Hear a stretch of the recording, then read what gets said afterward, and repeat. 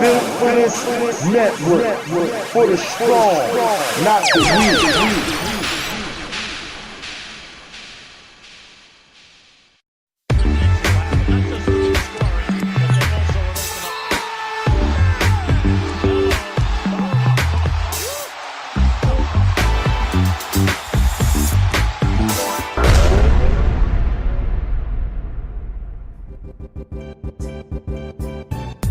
Hey, what's up, you guys? Welcome back to NBA Got Game TV, and like always, thanks for tuning in.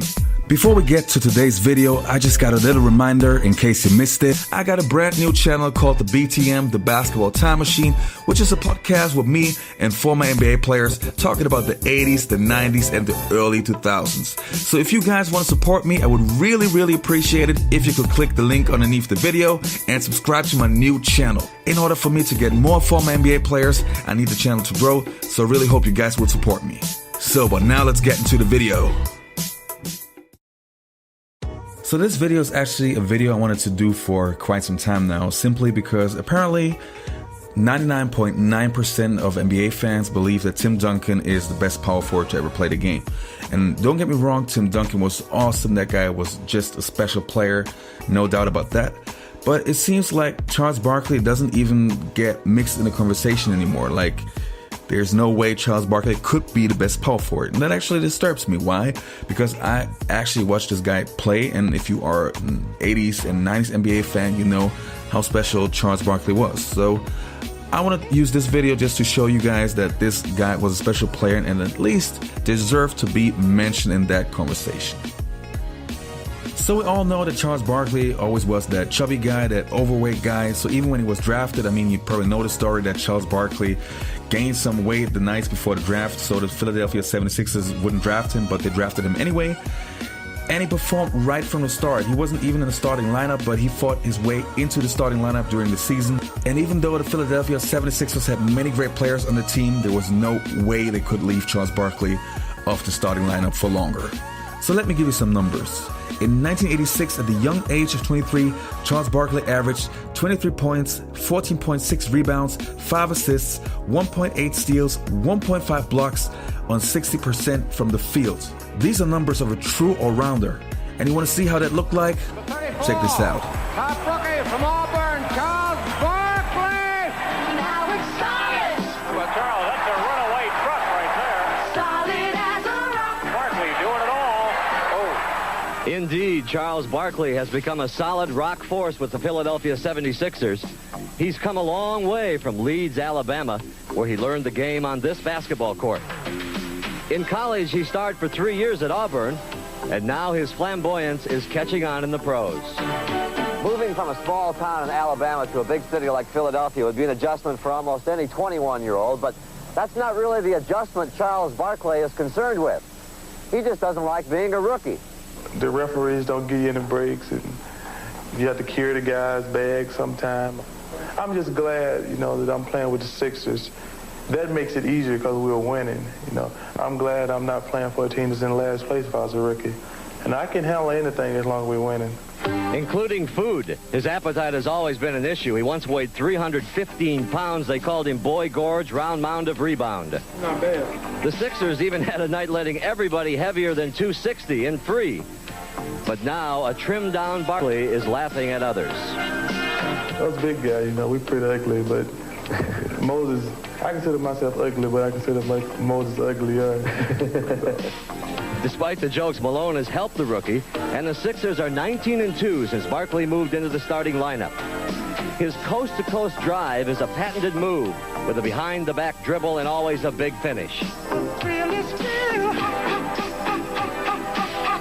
I try to do something to get myself going. And if I think I got a chance to take it behind my back, I will. But especially at home, if the crowd comes out to see you, you want to give them the money's worth. And, anybody can do just a regular layup, but I try to do something to make them think about it later. At his home in Philadelphia, Barkley is close to being a hermit. But on the court, his defensive presence is just what the doctor ordered. He's the right guy for us. I realized that the first day of training camp, I was trying to box him out from the foul line. Ended up in about the 8th row over at the practice gym. From that day on, I have stayed out of the man's way. As long as I'm having fun, I think I'm pretty much satisfied. Like I say, my number one goal in life was to take care of my family, and I've accomplished that. And I think everything else is just icing on the cake. And that's what I'm striving for, some more icing. In his rookie season, Charles Barkley had many Hall of Famers on his team, like Dr. J and Moses Malone. But 4 years later, none of these All-Stars and Hall of Famers were left, and Charles Barkley was left, yeah, let's say it, with a bad team. He was putting up great numbers, but the East was way too strong for Barkley to make some noise in the East. So when he got traded to the Phoenix Suns, everything changed. Now he had guys like Dan Marley, Kevin Johnson, Frank Johnson, Tom Chambers, Mark West, and all of these guys on his team. And suddenly, what happened? Barkley took the Phoenix Suns to the finals. And it just so happened that they lost against Michael Jordan. I spoke to a couple of former NBA players recently, and it seems I'm not the only one who thinks that it's unfair just to rate a player on his championship rings. The 80s and 90s were packed with great players, and there were so many Hall of Famers who didn't win an NBA championship. Let me just give you some names. Reggie Miller, Chris Mullin, Karl Malone, John Stockton, Tim Hardaway, Patrick Ewing, Sean Kemp, Mutombo, Chris Webber, Iverson, Penny Hardaway, Grant Hill, Dominique Wilkins, and the list goes on and on and on. Every year, only one team can win the championship. But believe me, when Barkley was with the Phoenix Suns, it had a reason why he won the MVP award this year. The night he is going to win the MVP, okay, we go to my bar. It was confirmed that Charles is going to win the MVP. So I got on the mic, I stand on the bar, get the mic, and I announce that Charles Barkley, before anybody even knows it, has just won the MVP of the league. And the place goes nuts, and we do a little spotlight on Charles, and drinks all around. Just one of those, iconic nights that a kid from Traverse City, Michigan, now he's standing on his own bar, announcing his teammate, who's the MVP of the whole NBA. It's pretty cool when you think about it.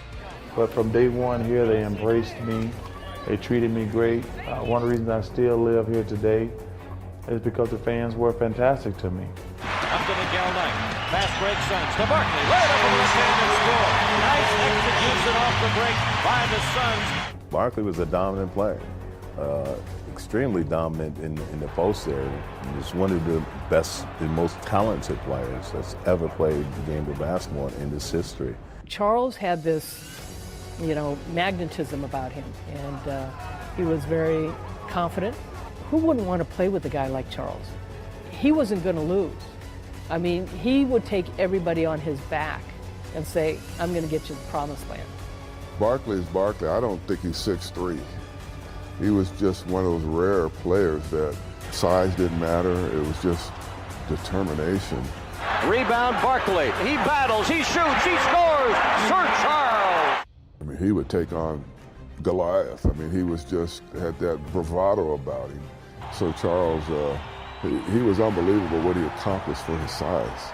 Charles Barkley is probably one of the greatest power forwards of all time, for sure, because of his skill set. He was still able to dominate inside the paint. His rebounding is second to none. I mean, this guy was just a beast on the boards. To be only 6'7" or so and be able to snag 20 rebounds and, on a nightly basis seemed like was incredible. Charles was a different kind of competitor. He wanted to destroy you. I mean, he was a fun guy, and he's super off the floor, a great guy to be around, but such a competitor on the floor, and there was nothing that he couldn't do on the basketball court. Here's the lob for Barkley, goes up and jams! Oh, beautiful alley-oop for Sir Charles. He could get on the roll when the team's down, and he can create a 10-0 run by himself. And we knew we had a superstar. And not only a superstar, we had a person who could sway the officials one way or the other by his aggressiveness, by his physicality, and that was unheard of besides Karl Malone in the Western Conference. He was so genuine. He'd give you the shirt off his back.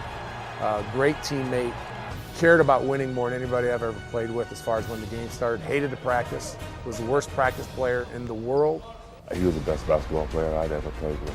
I'm not saying he's the best basketball player ever, but the one I played with, he was the best basketball player I'd ever played with. And I would have to really think long and hard to think of any player that played an entire season that year or any other year with more determination to win than Charles Barkley. Barkley dish off to Sabanos. Back to Barkley and a nice give and go. Barkley goes in for the jam. He'd always believed in himself, but I think that for him to win the MVP over Michael Jordan is something that legitimized his career in a way that probably more so than anything else. And he was that good. I mean, he was good enough to win an MVP over Michael Jordan. He was good enough to outplay probably the greatest power forward of all time, Karl Malone, whenever they played against each other that year. For me, that year, we had the best player in the league. Charles was the best player. He was MVP. But above and beyond that, he was the best player in the league that year. You led your team in assists, you led them in rebounds, you led them in points, and you led them to the best record in the NBA. The fans here and around America join me in congratulating you, Charles Barkley, the 1992-93 National Basketball Association Most Valuable Player. Congratulations. He had a year for the ages. Have a front row seat to it and have my seatbelt buckled up and go for the ride along with Charles that year. So Charles Barkley stayed with the Phoenix Suns for a couple of years and ended his career with the Houston Rockets. So as I mentioned earlier, Tim Duncan is definitely one of the best power forwards to ever play the game, just as Karl Malone. But I actually took the time just to compare some numbers. So if we compare the careers of Charles Barkley and Tim Duncan, what you guys will see is Tim Duncan played definitely way more games than Charles Barkley. Because of his back problems, Charles had to retire at the young age of 36. If we take a look at the minutes, we see that Charles Barkley played a little bit more minutes. The reason is Tim Duncan played more seasons, and year by year, Tim Duncan's minutes declined. So let's take a look at the field goal percentage. Charles Barkley shot 54% from the field and Tim Duncan 50%. Don't get me wrong, 50% is still good, but 54% obviously is better. When it comes to the three-pointers, Tim Duncan didn't shoot many three-pointers. Charles Barkley, on the other hand, shot three-pointers once in a while, and his percentage wasn't great, but it also didn't have to be. But now we're getting to the interesting part, the rebounds. Charles Barkley averaged 11.7 in comparison to Tim Duncan's 10.8. So that one goes to Charles Barkley. When it comes to the assists, Charles averaged almost 4, Tim Duncan 3. So that one also goes to Charles Barkley. The steals, okay, obvious, no question. And the blocks, okay, that one actually goes to Tim Duncan, 2.2 in comparison to 0.8. So in conclusion, don't get me wrong, Tim Duncan definitely is a Hall of Famer and definitely one of the best power forwards to ever play the game.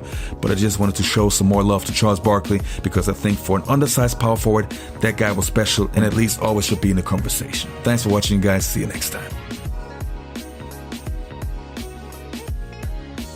Hey, and thanks for watching this video. We really hope you enjoy our content, and if you'd like to support our channel, you can do these things. First, subscribe to our channel and click the notifications button so you will always be up to date when we upload a new video. And also check out our Facebook page. You will find the link underneath the video. Likes are very appreciated. Thanks a lot. West, y'all. Bang, bang. Throw them W's up. West Side Wednesdays with your boy, D Greatest from South Central. Wednesdays at 1 p.m. Eastern Standard Time. X-Quad Online Radio Network. iHeartRadio, Spotify, TuneIn, Apple Podcasts, Google Podcasts, and more.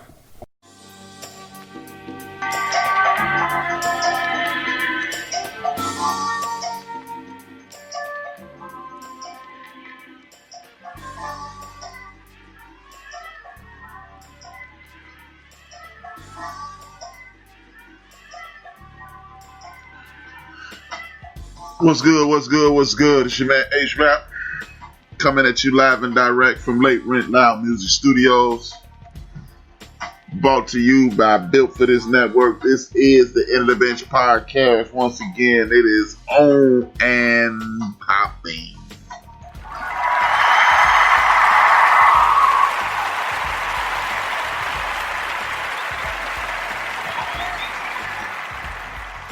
Before I move forward and do my greetings and salutations, got a bone to pick with my own video. My man did right by showing Sir Charles the round mound and rebound, the meat truck, and all other nicknames the brother had back in the day. But only thing I had an issue with is at the end is with the stats. Y'all know I have a bone to pick with anybody who's throwing stats out there. Charles Barkley, for one, Charles Barkley did not retire due to back problems. Charles Barkley